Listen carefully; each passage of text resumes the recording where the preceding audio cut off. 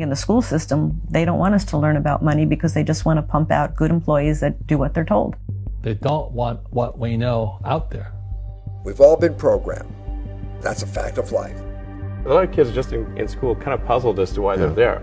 Well, oftentimes business education today, and I see it all the time, kids come out of college, the best colleges, Wharton and Harvard and Stanford and some of the great business schools, and they'll come out and they won't have practical experience. There's too many case studies that aren't practical. What is school doing to your brain? If you look at school, it's opposite of what it takes to be successful in real life.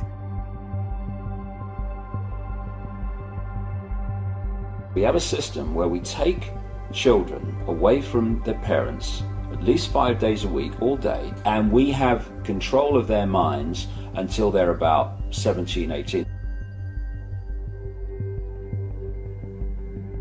Don't make a mistake.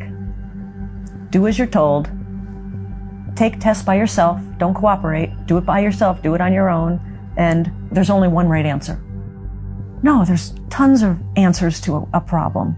We ask kids that are 16 to 18 years old to make $100,000 debt decisions when they go off to university. What they're getting themselves into. They just assume, okay, I'm going to pay 4 years of education at $25,000 a pop, and when I come out the other side, somehow I'll be able to pay it back. That's not how life works anymore. Money may not be the most important thing in the world, but it affects everything that is.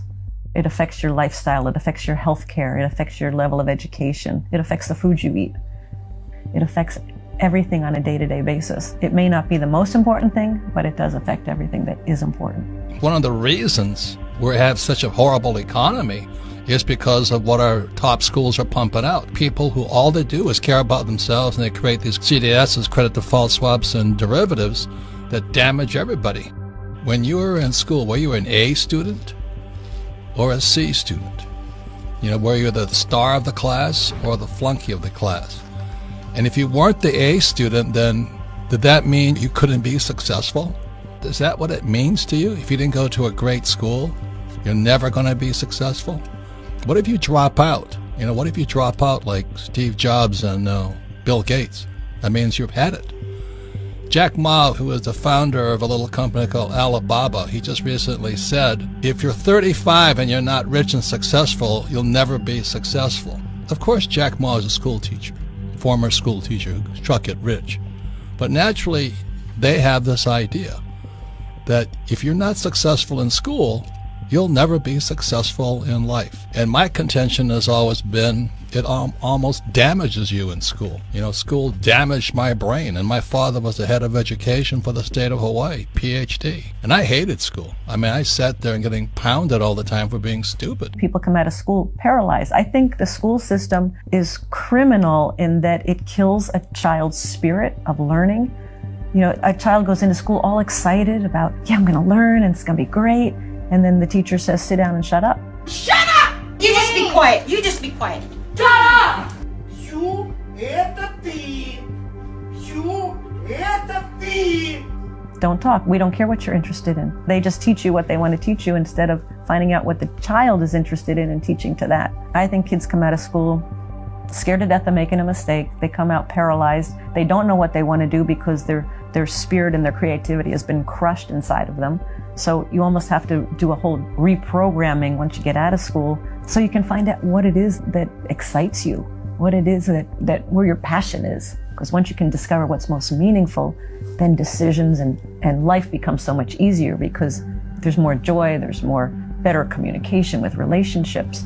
But they don't teach any of this in school. They just say, sit down, do as you're told, take the test by yourself, and don't make a mistake. If you're not successful yet, you might be a late bloomer. This is especially for those with students still in school, or you're struggling financially and you're over 35, or you're an old guy and you still haven't made it. Well, I hope you have a cash flow board game, because the cash flow board game is the best teaching, much better than a boring old school teacher, because cash flow involves your brain, your emotions, because you hate losing. You have to physically do something, and it inspires your spirit, because, you know, losing is a wonderful thing if it inspires you to win. I still play Monopoly. My rich dad just started playing Monopoly with me. The other thing he did, he then took me to his, 4 greenhouses, Red Hotel. He took me to his greenhouses. I went, holy moly, that it was more than just a board game. So I'm not saying it has to be real estate, but if it's stocks, I look at the guy Ray Dalio of Bridgewater, the biggest hedge fund in the world. He started buying stocks at a young age, same as Warren Buffett. You want to do it when the brain is still malleable and pliable. So take the child, go look at real estate. Donald Trump had to go collect rent. He had his boys collect rent. He said, you want adventures and psychosis? Go collect rent. You'll hear more BS than you ever had before. I remember when I had to go knock on a door to collect rent. It's terrifying. Get this adult and they're lying to you, telling you these sob stories. I tell you, that's real education. So this stuff you learn in school, in my opinion, waste of time. The entire purpose of a good university is to give you a foundation to fail. Because we have two hemispheres of the brain, the left brain, which is about words and this world reality and, the perception of this reality. We have the right brain, which is where you get creativity, inspiration, and connection. And then you've got this corpus callosum, which connects the two. First of all, we use a fraction of our brains. Why is that? And the other thing is that what the system does is it turns out left brain prisoners. They run the system. And it does it by putting information through schools and colleges and universities into the left brain, which it then says at time of an exam, give me all that back, and if you tell me what I've told you well enough to believe, then you'll pass the exam and you'll be very successful. We have too many entrepreneurs, we have too many successful people. How is it possible that school is making kids less intelligent?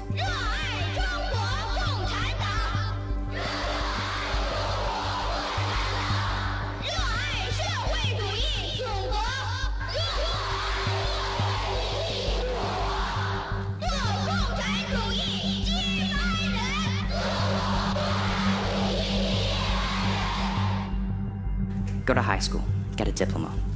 Go to a good college, find a stable job. And if you don't do that, you won't be successful. And if that was true, how am I even standing here today? How did I, a straight C student, start a technology company at the age of 16? Here's what I believe.